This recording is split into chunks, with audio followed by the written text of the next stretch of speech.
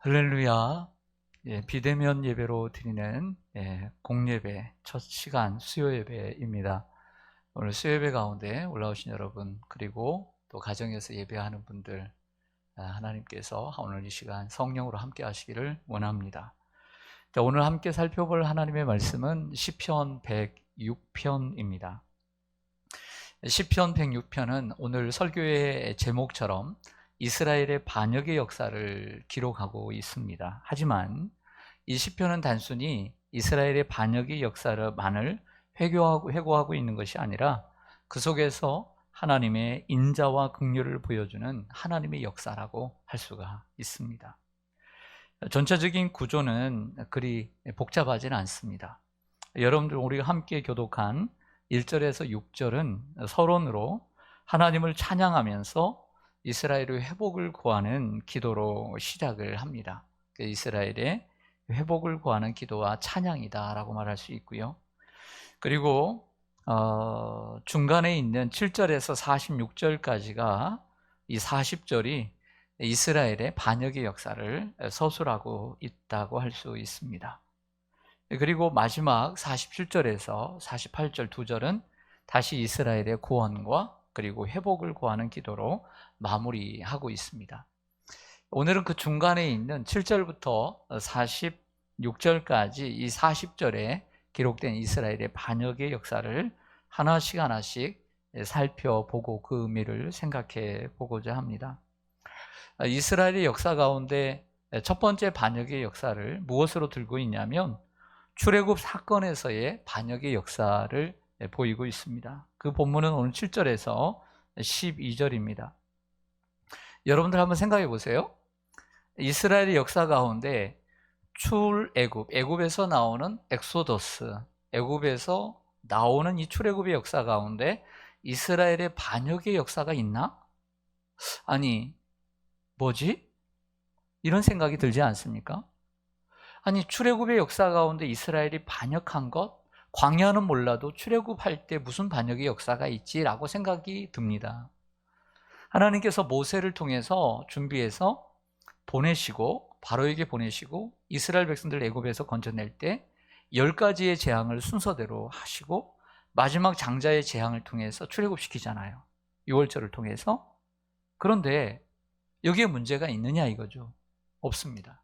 그렇다면 어디에 문제가 있느냐? 조금 더 가보면 이스라엘 백성들이 애굽을 나갔습니다.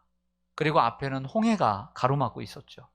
근데 애굽의 바로왕이 마음이 바뀌어서 순수히 보내지 않고 애굽의 마병과 군대를 이끌고 가서 쳐들어갑니다. 진퇴양난이 되었죠. 바로 이 순간을 얘기하는 것입니다. 이 순간 이스라엘 백성들이 어떻게 했느냐라고 하는 거죠. 가만히 있었을까요? 그렇지 않습니다. 출애굽기 14장 11절을 보면 제가 읽어드리겠습니다. 그들이 또 모세에게 이르되 애굽에 매장지가 없어서 묘지가 없어서 당신이 우리를 이끌어내어 이 광야에서 죽게 하느냐? 어찌하여 당신이 우리를 애굽에서 이끌어내어 우리에게 이같이 하느냐라고 얘기합니다. 이 출애굽 14장의 사건이 바로 앞에는 홍해요. 그리고 뒤에는 애굽의 군대가 있었을 때의 이런 이스라엘 백성들의 말입니다. 우리와 참 비슷해요. 남 탓하기 얼마나 좋아하는지 몰라요. 남 탓하기 참 좋아요. 당신이 우리를 이끌어내어서 여기에 애굽에 매장지가 없어서 여기에 매장지를 만들려고 하느냐? 또 당신이 우리를 애굽에서 이끌어내어서 이렇게 되었다. 따라온 자기들은 책임이 없고 이끌어낸 모세만 탓하고 있는 이스라엘 백성들을 보게 됩니다.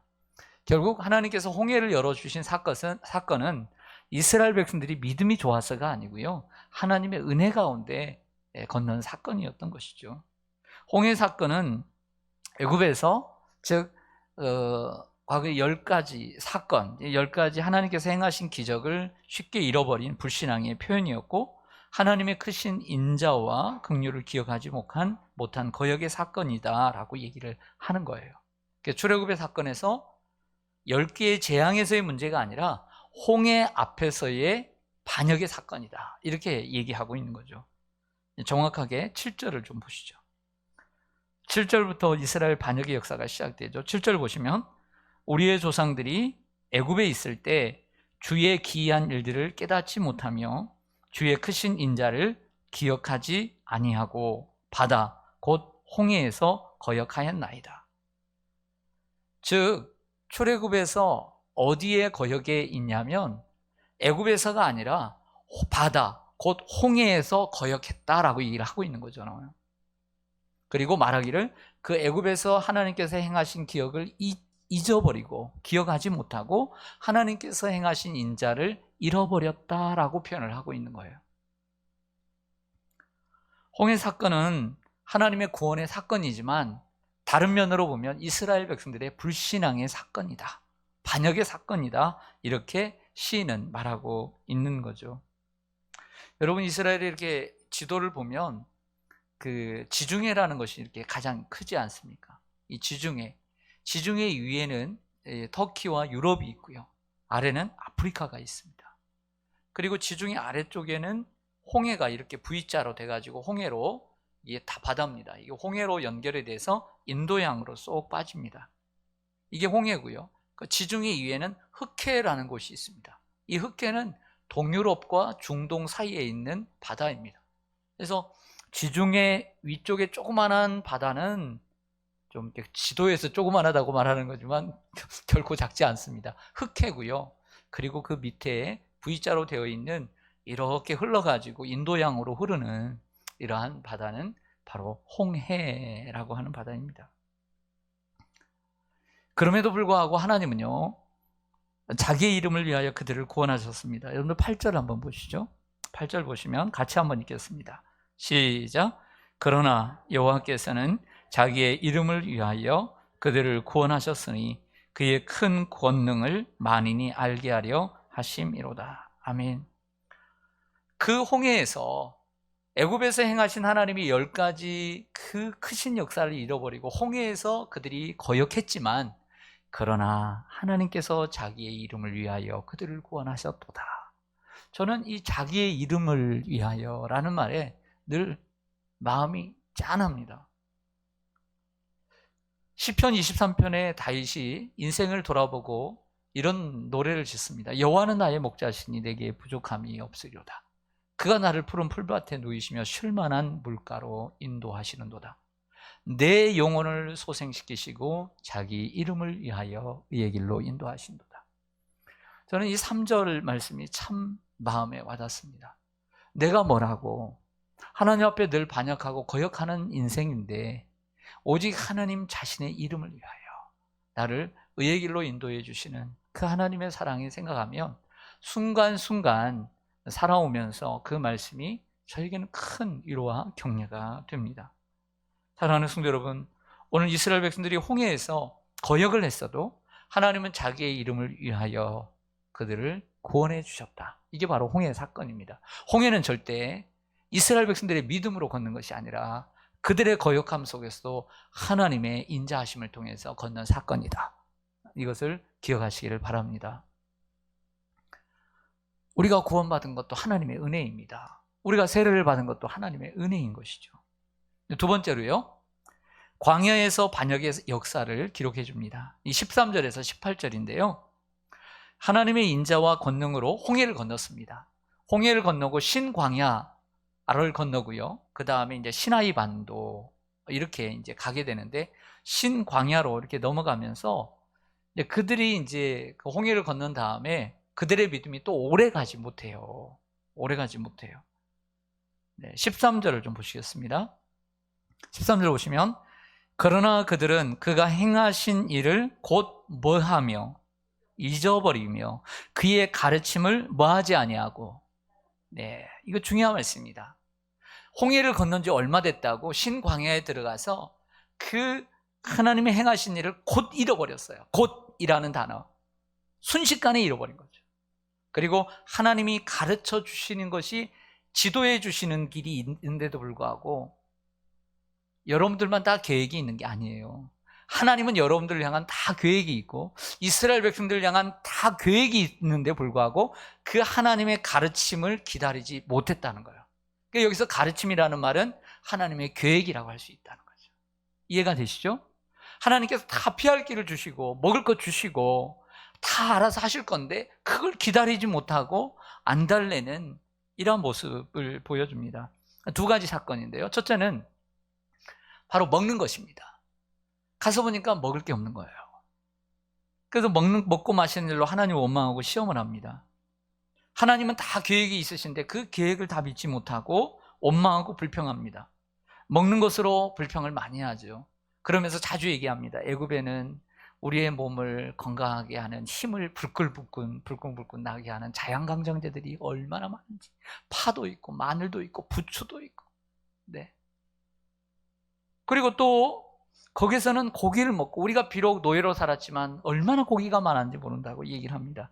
그때 하나님께서 뭘 보내시죠? 하늘에서 메추라기 떼를 보내가지고 뭐 이 허리에 춤에 닿을 정도로 쌓아버리죠. 하나님이 어떤 분이라는 것을 보여주는 거예요. 그리고 그의 이 사이에 그 고기가 끼어서 죽어버려요. 또 하나는요, 민수기 16장에 나오는 고라의 반역과 다단과 아비람의 사건을 거론을 합니다. 여러분, 우리가 이게 고라의 사건이라고 할 때 고라와 함께 따라오는 단어는 반역입니다. 고라의 반역. 오늘 본문에는 고라라는 단어는 안 나오지만 민수기 16장에 나오는 다단과 아비람의 이야기가 나옵니다. 이 고라의 반역과 다단과 아비람. 그럼 이 사람들은 누구냐? 고라는요, 레이의 후손입니다. 그러니까 하나님의 성전에 일하는 레이의 후손이고요. 다단과 아비람은 이스라엘 12지파 가운데 장자인 루벤의 후손들이에요. 그러니까 한마디 좀 할만한 사람들이고, 거기에 따라서 250명 지휘관들 250명들과 합세를 해서 반역을 일으킵니다. 반역을 일으켜요. 우리 한번 성경 찾아보겠습니다. 민수기 16장 3절입니다. 구약성경 222쪽, 구약성경 222쪽, 민수기 16장 3절입니다.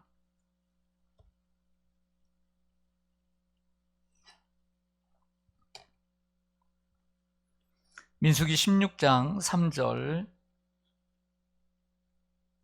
222쪽입니다. 같이 읽습니다. 시작.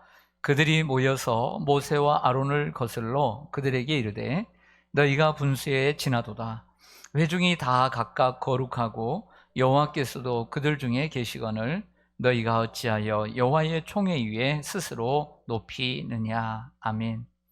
자, 이 말을 누가 한 얘기냐면요, 고라와 다단과 아비람이 한 얘기예요. 여러분 잘 아시는 대로 광야 사건 가운데 이 모세의 리더십을 반역하고, 그리고 그 리더십과 함께 대등하게 그 자리에 서려고 했던 사건이 고라와 함께 그의 형과 누나 아론과 미리암의 사건이 있습니다. 여러분, 그들이 얘기를 뭐라고 얘기하냐면 분수에 지나다는 거예요. 야, 네 분수를 알라. 모세에게 이렇게 얘기를 하는 거죠. 그리고 여호와께서도 그들 중에 계시거늘, 야, 우리도 여호와께서 함께 하신다. 이것은 아론과 미리암이 했던 똑같은 말입니다. 우리에게도 하나님이 말씀하신다. 너에게만 말씀하시느냐? 이렇게 얘기를 하는 거죠.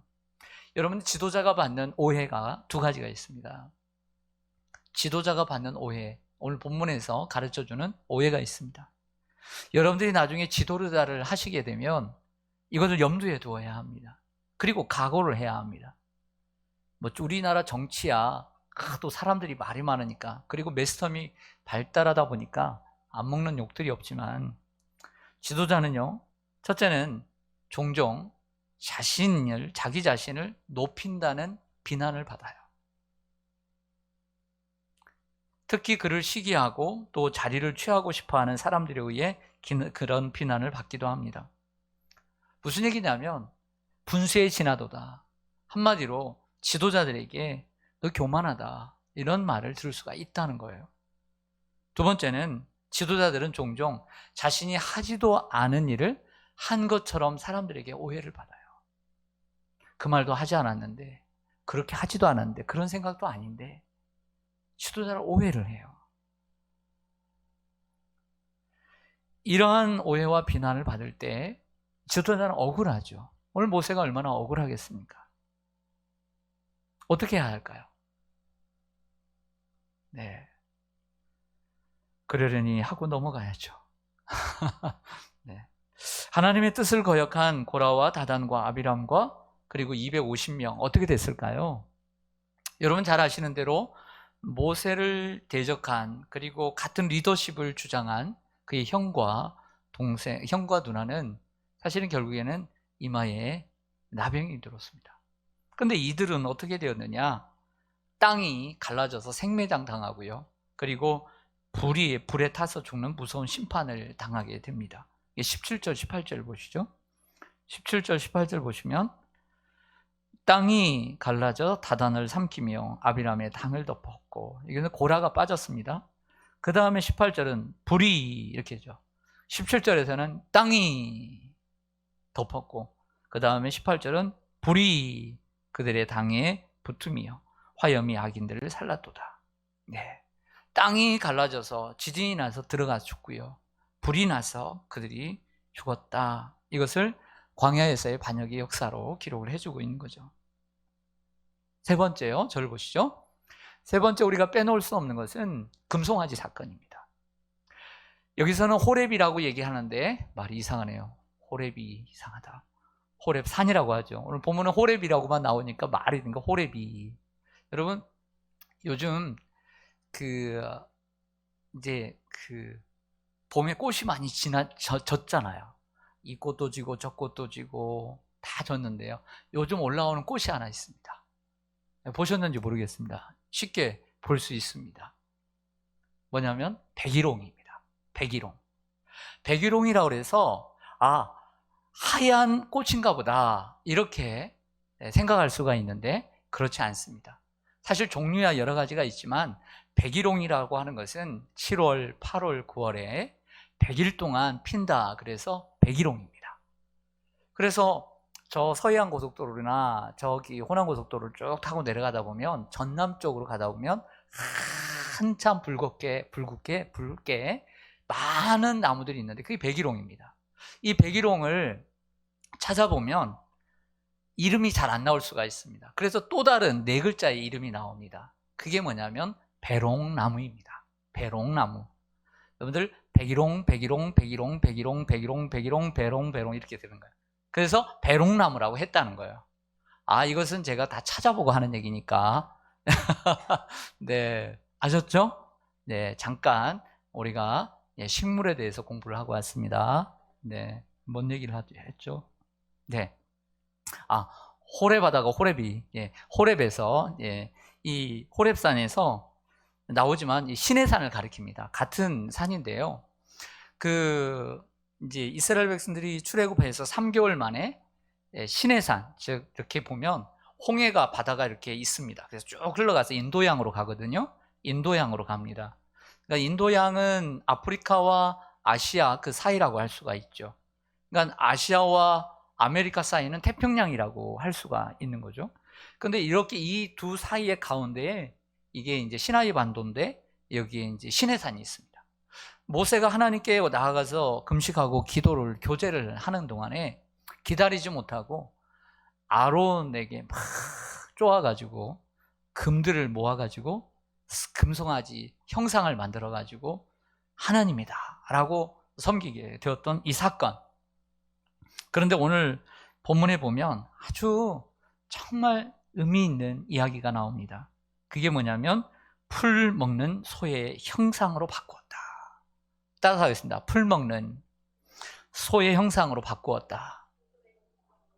네, 출애굽기 33장에는 이런 내용이 안 나옵니다. 그냥 소의 형상으로 만들었다 라고 나오는데 시편 기자는 이것을 의인화시켜서 여러분들 소가 뭐 먹습니까?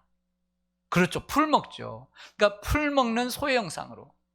여러분 영광을 받는 하나님의 형상을 고작 그 풀조가리 먹는 그 풀떼기를 먹는 소의 형상으로 만들어버렸다는 거예요. 이것을 어찌 반역의 사건으로 안 넣을 수가 있느냐 말이죠. 여러분들 인도의 종교는 힌두교가 인도의 종교입니다. 원래 힌두교는 그 안에 세 개의 신이 있는데 그 신을 섬기는 데 있어서 소를 특정한 신들과 연계를 시켜서 신성시합니다. 소를. 그렇죠? 그래서 특별히 고대에서는 수소는 고기를 먹었습니다. 그러나 저지를 분비시키는 이러한 암소는 먹지 않았습니다. 고대 시대부터. 근데 지금은 다 먹는지 안 먹는지는 잘 모르겠지만 고대는 수소는 먹고 암소는 먹지 않았어요. 특별히 이 암소에게서 나오는 우유, 응유, 버터, 오줌, 똥, 이 5가지는요, 소의 오줌과 똥도요, 자기 사람을 정화시키고, 그리고 사람이 회개할 때 회개의 의뢰로 사용이 됩니다. 그래서 이번 코로나19 인도가 얼마나 많이 확진자가 나왔습니까? 그래서 정말 거기에 신을 숭배하는 아주 절대적인 그 신앙을 가지고 있는 그 사람들이요, 이 코로나19가 이 똥오줌이, 소의 똥오줌이 이 코로나19에 효과가 있다. 그래가지고 완전 그 똥오줌을 다 머리 끝에서 발끝까지 바르고 난리를 치는데요, 제가 최근에 뉴스 봤습니다. 고작 이 풀 먹는 소의 형상으로 하나님의 영광을 바꿔버렸다. 21절을 볼까요? 왜 그러냐면 21절에 시편 기자는 그들의 행동의 원인을 여기서 찾고 있습니다. 애굽에서 큰 일을 행하신 그의 구원자 하나님을 그들이 뭐 했나니? 잊었나니? 또 잊었다는 말이 나와요. 결국 하나님이 잃어버린 불신앙의 결과가 금송아지였다라고 하는 것이죠. 7절에서도 말씀했습니다. 하나님께서 행하신 그 크신 인자를 기억하지 아니했다라고 하면서 하나님을 잊어버렸다고 얘기를 합니다. 여러분들, 우리가 잊지 않기 위해서는 어떻게 해야 될까요? 잊지 않기 위해서 필요한 게 뭐냐면 절기라는 거예요. 그래도 성탄절이 있고 부활절이 있고 사순절이 있고 맥주절이 있고 추수감사절이 있으니까 잊지 않는 거예요. 여러분 생각해 보세요. 엄마 아빠의 생일이 없어 보세요. 잊어버릴 수 있어요. 이것이라고 하는 것은 우리가 잊어버리지 않도록 하는 거예요. 그리고 잊어버리지 않기 위해서 가장 좋은 게 뭐냐면요, 다시 배우는 거예요. 다시 배워야 돼요. 사도 바울이 뭐라고 한지 아세요? 너희가 말씀의 초보를 잃어버리기 위해서 다시 배워야 되겠다라고 얘기를 합니다. 그래서 바울의 사명 가운데 하나가 뭐냐면 교회를 세우고 가르쳐도요, 잊어버린 그들에게 다시 가서 다시 가르치는 거예요. 여러분, 오늘도 우리가 다시 배워야 되는 이유가 뭔지 아세요? 하나님의 사랑을 잊어버리지 않기 때문에 그래요. 않기 위해서 그래요. 코로나로 인해서 2년 동안 하나님 말씀 듣지 않아 보세요. 예배를 안 드려보세요. 잊어버리게 돼 있어요. 분명히 사람은 잊어버리게 돼 있어요. 그래서 다시 들어야 되는 거예요. 만약에 이 사건들이 출애굽기에 있고 민수기에 있습니다. 여기에 있는데 왜 시편에 가서 왜 또 적어요? 왜 신학에 가서 왜 또 적습니까? 잊어버리지 않기 위해서 또 가르치는 거예요. 다시 배우는 길밖에 없는 거예요. 다시 배우는 것이 잊어버리지 않는 길인 거예요. 그래서 하나님께서는 기록하게 해서 잊어버리지 않게 하셨던 거죠. 하나님은 금송아지 사건으로 이스라엘 백성들을 완전히 멸망시키려고 했지만 목숨을 건 모세의 중보 기도로 그 진노를 돌이키십니다. 이건 역시 하나님의 자비와 긍휼을 보여주는 역사라고 할 수가 있는 거죠. 어떻게 보면 우리가 모세의 기도만 크게 드러날 수가 있어요. 야, 모세 때문에 그래도 우리가 살았다라고 말할 수 있지만 그렇지 않아요. 모세의 기도보다 더 위대한 것은 하나님의 자비와 긍휼인 것이죠. 네 번째로요, 또 이스라엘 역사 가운데 잊어버릴 수 없는 사건은 제가 지지난주에도 106편에서 다뤘던 것처럼 가데스 바네아에서의 12정탐꾼 사건입니다.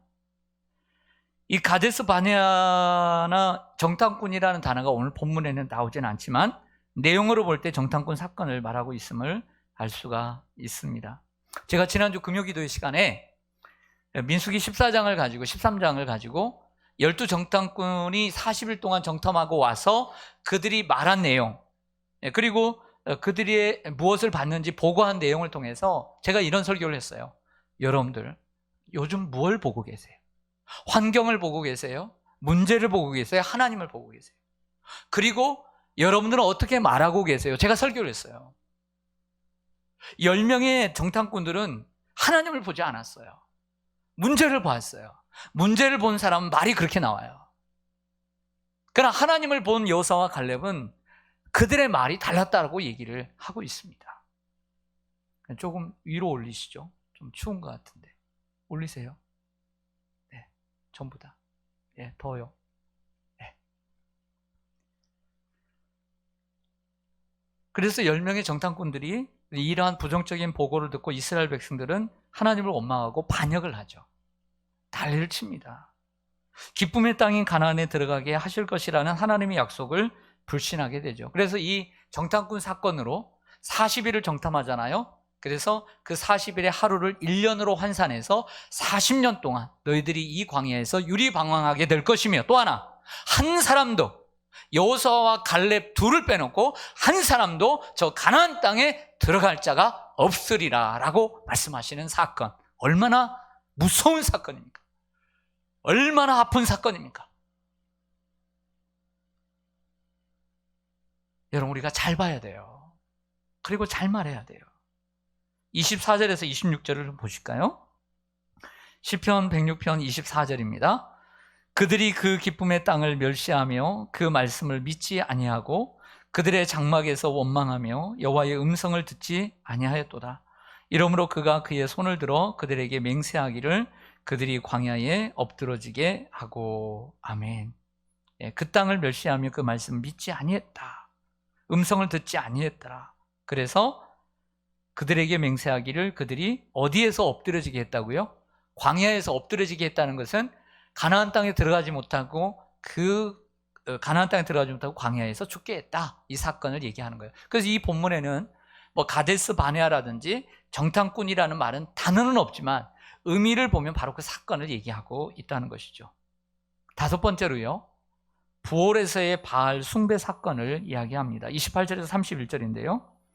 이스라엘이 광야에서 범한 대표적인 반역의 사건은 민수기 25장에 가면 거짓 선지자 발람이 나옵니다. 발람. 이름이 헷갈리기 쉬운데요. 거짓 보올의 아들 이 거짓 선지자 발람이라는 거짓 선지자가 나와요. 근데 거기에 함께 같은 발신데요. 네, 모압, 미디안이거든요. 미디안이 바로 모압이에요. 이 모압의 왕인 발락이 나옵니다.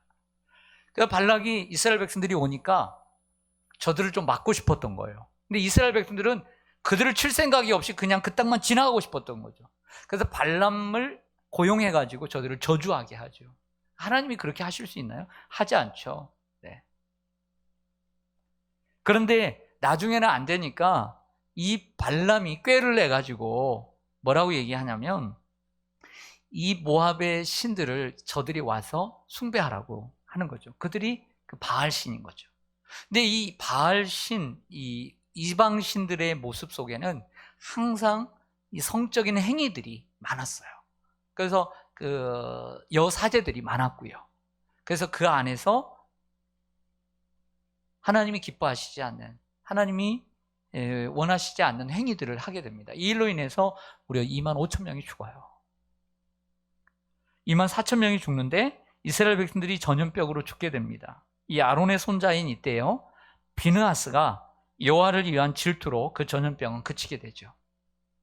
금송아지 사건에서는 모세가 중재를 했다면 부올의 사건에서는 비느하스라고 하는 아론의 손자가 중재를 합니다. 여러분들 30절 31절을 볼게요. 30절 31절 보면 그때에 비느하스가 일어서서 중재하니 이에 재앙이 그쳤도다. 이 일이 그의 의로 인정되었으니 대대로 영원까지로다. 아멘. 네. 여기에 보면요, 31절에 보면 이 일이 그의 의로 인정되었으니 대대로 영원까지로다. 여기 어떤 의미인지를 사실은 구약 성경을 좀 봐야 이 의미가 확실히 알 수 있습니다. 무슨 일이 있었던 것 같아요. 무슨 얘기일까요? 한번 민수기 25장을 찾아보겠습니다. 민수기 25장. 초 뒤에 에어컨 켜세요. 여기 더워요, 많이. 에어컨 켜세요.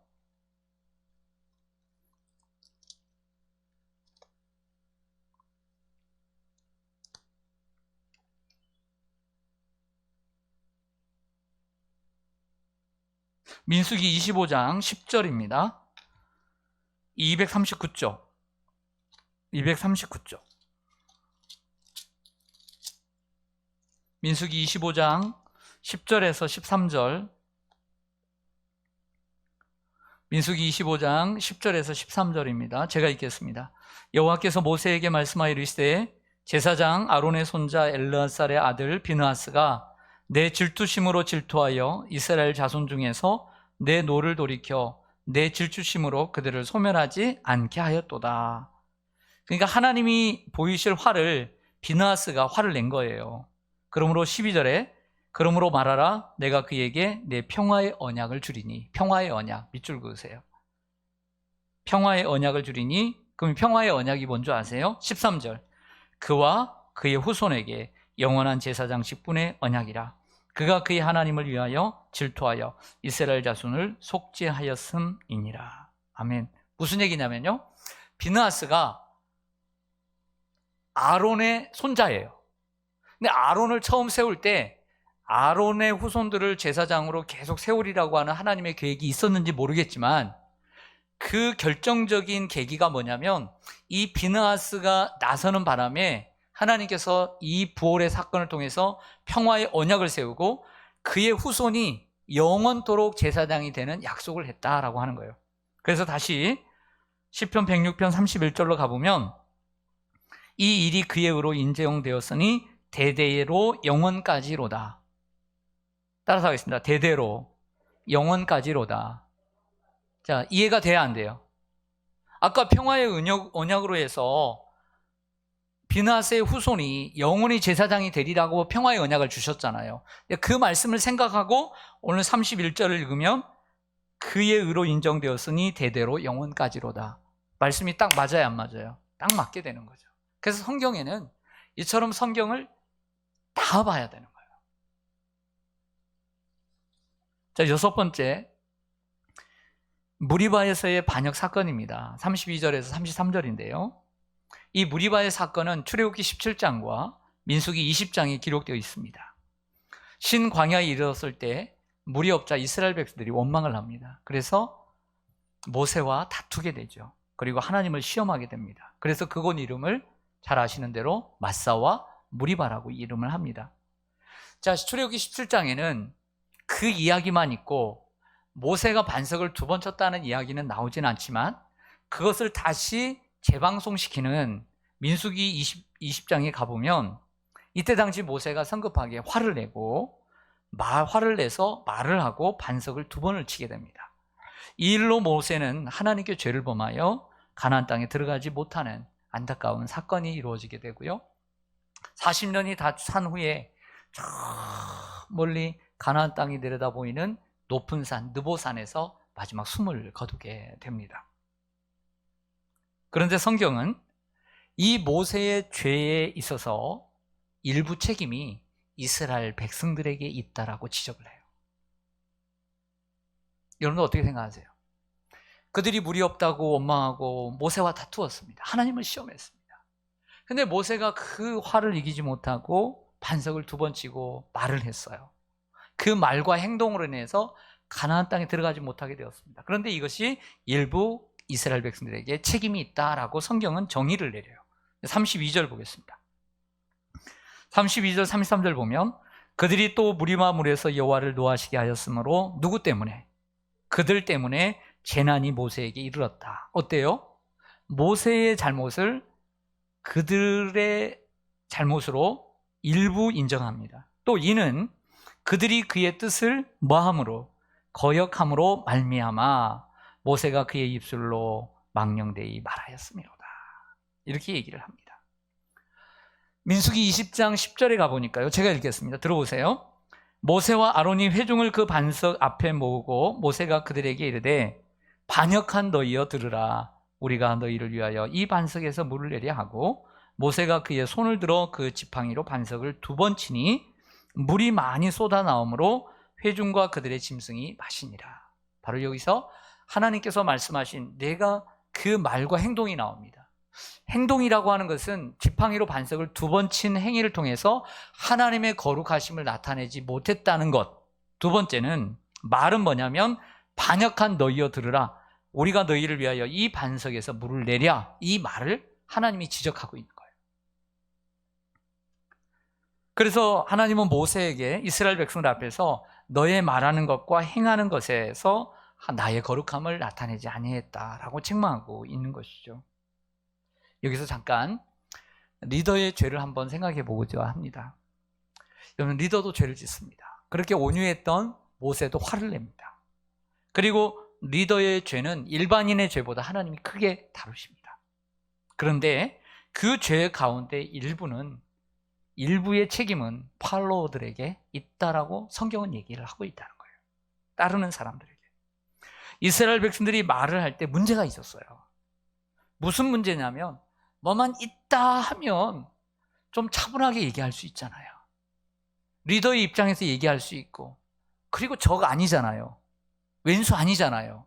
그들을 책임지고 이끌어낸 사람이고 이끌고 가는 리더인데 뭐 문제만 생각되면 항상 싸우자고 그냥 허리끈 뭐 풀어볼까 하고 막 이렇게 하고 막 태도를 보세요. 싸우자고 덤벼드네요. 말투가. 좀 모세에게 나와서 격려하면서 부탁을 했으면 얼마나 좋을까요? 보세요. 하나님께 기도하여 하나님 우리를 긍휼히 여기시고, 모세의 기도는 하나님이 들으시니까 우리를 불쌍해서 물을 좀 달라고 기도해 주세요. 우리도 함께 마음으로 기도하겠습니다. 이렇게 말하면 이뻐요, 안 이뻐요? 얼마나 이뻐요. 그런데 말을 이쁘게 하는 사람이 없네. 달려들려고 난리네.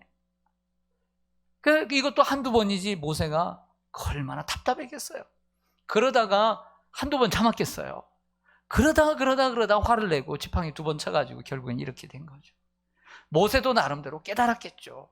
야, 그것도 내가 그것까지 참아야 되는데 그러지 못했구나. 참 내가 부족하구나. 분명히 그랬을 거예요. 후회했을 거예요. 하지만 이스라엘 백성들은 깨달아야 돼요. 이스라엘 백성들도. 그래서 오늘 시편 기자는 다른 데서 얘기해 주지 않는 이 사건의 일부 책임이 팔로워들에게도 있다라고 얘기를 하고 있는 거예요. 여러분, 한번 생각해 봅시다. 여러분들은 교회 공동체에 문제점이 생기면 여러분들은 리더에게 어떻게 말하시겠습니까? 어떻게 말하시겠습니까? 그리고 여러분, 오늘 나로 인해서 다른 사람들까지 죄를 범하지 않도록 주의해야 합니다. 나의 태도, 나의 말로 인해서 다른 사람들까지 흥분시키고, 다른 사람들까지 함부로 말하게 하고, 다른 사람들까지 죄를 짓도록 하지 않도록 주의해야 되는 것을 오늘 본문은 우리에게 가르쳐 주지 않을까 생각합니다. 마지막으로, 이제 광야 생활을 마치고 이 시인은 가나안 땅에 이제 여호수아와 함께 들어가잖아요.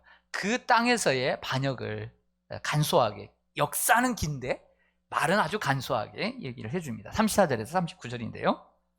여호수아를 통해 가나안 땅에 입성합니다. 사실 여호수아와 갈렙과 같은 훌륭한 인물도 있고 아름다운 에피소드도 있습니다. 정말 용감하게 싸우잖아요. 그런데 오늘 이 시편 106편은 그 좋은 역사를 기록하는 것이 아니라 반역의 역사를 기록하는 본문이다 보니까 참고하시기를 바랍니다. 하나님은 말씀하시기를 그 땅에 들어가서 430년 동안 비어있을 때 살았던 이 원주민들과 타협하지 말고 그들을 멸절시키라고 얘기하지만 남겨두고 그들과 함께 결혼도 하고 살아가고 그들의 행위를 따라 우상을 섬기며 살아갑니다. 그리고 하나님은 명령하시고 말씀하셨죠.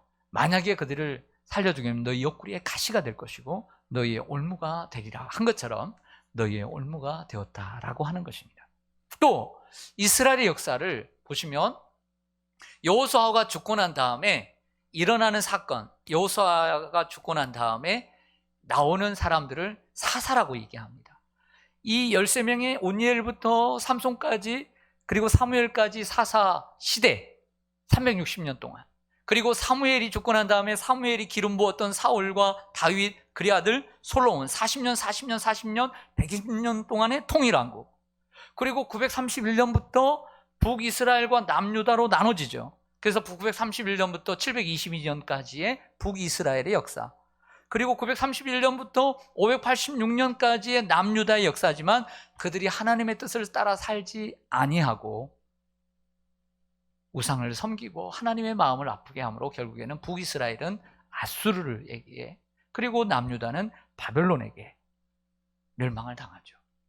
이것의 반역의 역사를 함께 그냥 간소하게 묶어서 전체 설명을 하는 내용입니다. 하나님은 이스라엘의 반역에도 불구하고요, 그러나 이런 얘기합니다. 약속한 언약을 잊지 않으시고 인자를 베푸시고 그 땅의 통치자들에게 긍휼히 여김을 받게 하죠. 그렇게 해서 그들은 고국으로 포로 귀환을 하게 됩니다. 네, 여기까지입니다. 자, 정리하겠습니다. 자, 이렇게 볼 때 이 시편 기자는 어느 때 썼을까요? 1번 모세 시대, 2번 여호수아 시대, 3번 왕국 시대, 4번 포로 후 시대. 당연히 포로 후 시대의 기자죠. 왜? 이 역사를 다 기록하려면 포로 후의 역사를 기록하고 있기 때문에 이 기자는 포로 후 시대의 사람이라는 것을 알 수가 있는 거죠. 자, 그러면 결론적으로 이 시편은 왜 썼을까를 생각해 보겠습니다. 이런 생각이 들었어요. 왜 시편 기자는 이스라엘의 이 반역의 역사를 썼을까? 이렇게 생각해 봤습니다. 첫째는 이스라엘의 반역의 이유를 생각해 보라는 거예요. 그래서 강조되는 게 뭐냐면 하나님께서 베푸신 기적을 잊어버리고 기억하지 않고, 그리고 하나님께서 베푸신 인자를 생각하지 않는 것. 우리는 하나님의 은혜를 얼마나 쉽게 잃어버립니까? 중요한 대로 곧, 순, 곧 잃어버려. 우리는 여기서 반면교사 삼아야 합니다. 그들은 역사를 통해 자신을 바라보지 않았어요. 그러나 오늘 이 시인은 앞에 부분에 보면 이스라엘 백성들의 조상의 죄악처럼 자기들도 죄를 범하고 있다고 얘기합니다. 6절을 보시죠. 6절을 보시면 이렇게 기도합니다. 우리가 우리의 조상들처럼 뭐하여? 범죄하여 사악을 행하며 악을 지었나이다. 자신의 문제로 돌아와요. 두 번째, 우리는 그래서 늘 하나님의 은혜와 구원을 간구해야 합니다. 여러분, 완벽한 사람이 있나요? 완벽한 리더가 있나요? 완벽한 팔로워가 있나요? 오직 하나님의 은혜로 구원을 받은 거예요. 4절을 보겠습니다. 4절 같이 읽고 마치겠습니다. 시작. 여호와여, 주의 백성에게 베푸신 은혜로 나를 기억하시며 주의 구원으로 나를 돌보사. 아멘. 우리는 이스라엘의 반역과 모세의 범죄를 통해 우리의 연약함을 깨달을 수 있습니다. 우리는 연약하고 불신앙 가운데 행할 수 있는 참으로 연약한 존재들입니다. 그래서 우리는 항상 이렇게 기도해야 합니다. 우리를 시험에 들게 하지 마옵시고 다만 악에서 구하옵소서 라고 기도해야 합니다. 그리고 우리는 항상 예수님의 십자가를 붙들어야 합니다. 오늘 예배 전 찬양처럼 우리는 날마다 주님의 보혈을 의지해서 주께로 나아가야 합니다. 하나님의 자비와 긍휼과 사랑이 풍성한 십자가로 나아가 하나님의 선하심과 인자하심을 맛보고 감사하고 찬양하는 은혜의 삶을 살아야 될 줄로 믿습니다. 기도하겠습니다.